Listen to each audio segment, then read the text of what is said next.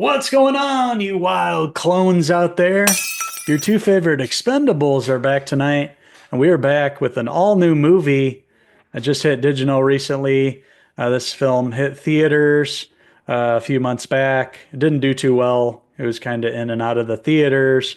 It had a big budget, directed by Bong Joon-ho. Of course, you remember Parasite, his big film.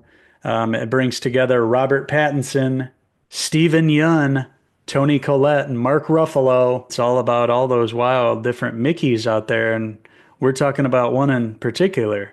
We're talking about Mickey 17.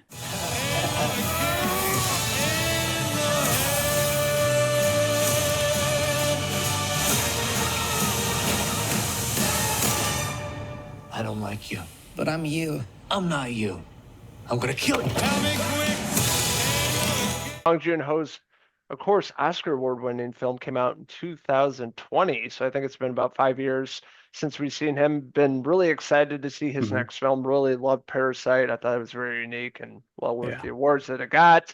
And we have Robert Pattinson in the role of Mickey Barnes. And of course, we love Uncle Robert Pattinson here. He's been putting out some bangers one after the next. Of course, we're not talking about Twilight, but everything else, all the A24 films. And he's Yeah. Batman, of course.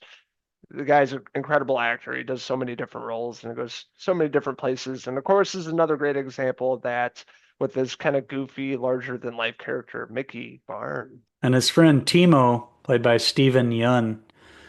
So yeah, Mickey, it's all these expendables basically. It's, when they have a job that they want to send somebody in and not really care if they die or not, they send old Mickey because he has a bunch of different clones of himself. We see Mickey Barnes and who he was down in life and how he got himself into this whole situation with Timo, and they kind of they're signing up for what they're going to do with this human expedition to colonize space.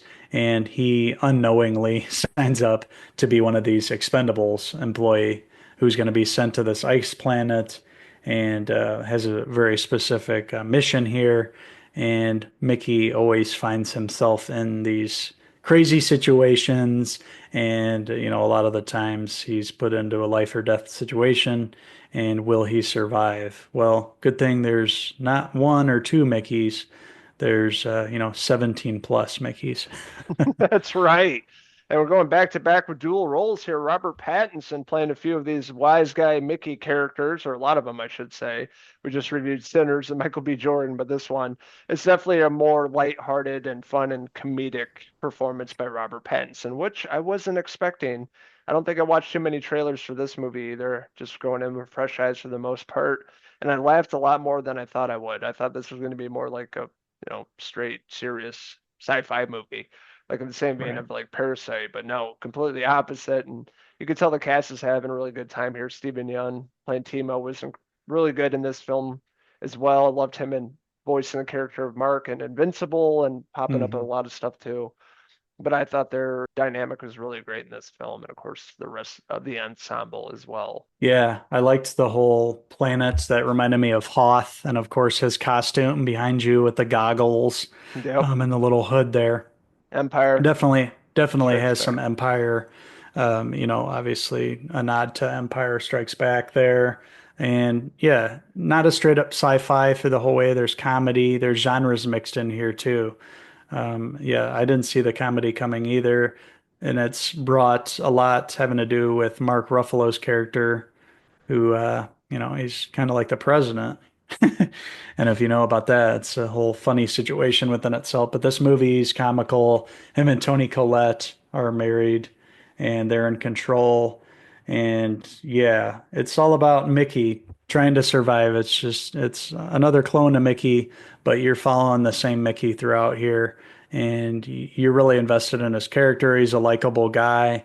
Has a girlfriend there to the left of Mickey, right behind you. Yes, she is invested in him, so you're invested in their relationship, invested in Mickey's and Timo's relationship, and they have to go to this planet and they come across these big alien creatures. The story goes into places that I didn't expect it to go, having to do with those creatures and hopefully bringing them back. And of course, they have to do with the nefarious plan from Uncle Mark Ruffalo's character.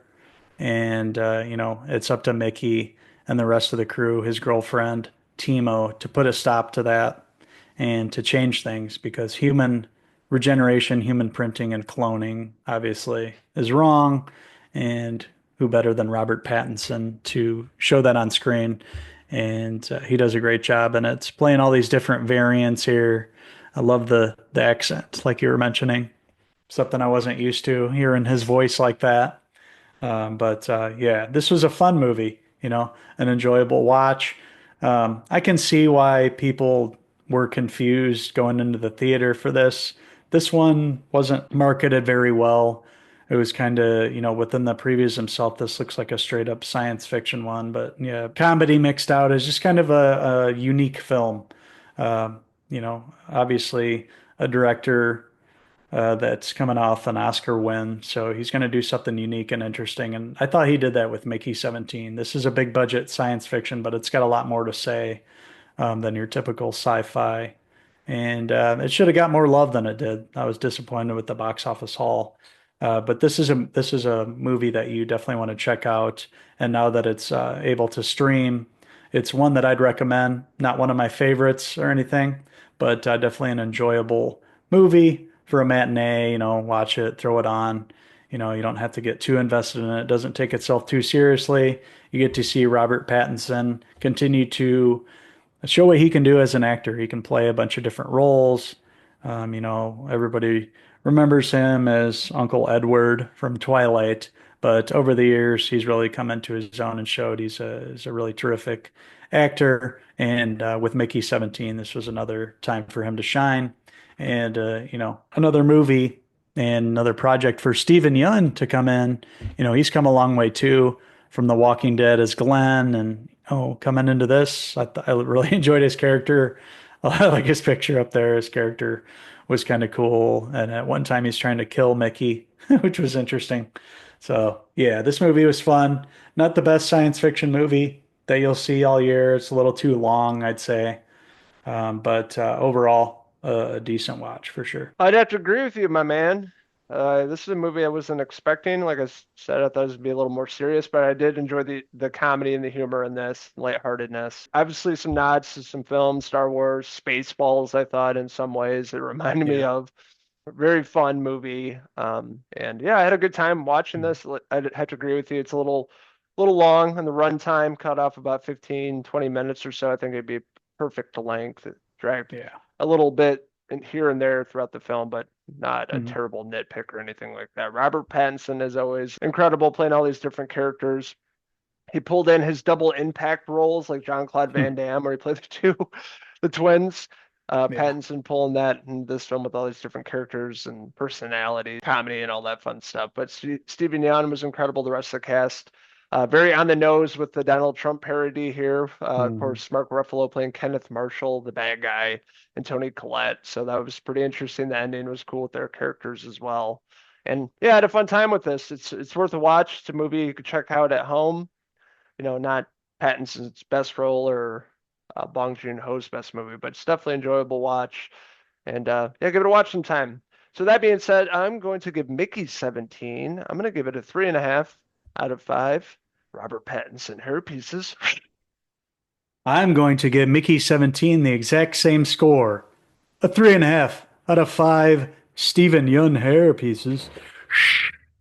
So I want to hear from all you wild sci-fi enthusiasts out there. What did you like about Mickey 17? What didn't you like about it? What's your favorite Robert Pattinson movie? Let us know in the comments below, and don't forget to stamp, subscribe. Also, check out these Space Cadets on Facebook, X, and Instagram, and our website, Cinephellas.com, for the latest, greatest TV, movie news, and reviews. Thank you guys so much for watching our review of Mickey 17. And until the next Cinephellas movie review, I'm Uncle Mickey. And only consider me Bong Joon-ho moving forward. Until next time, cheers!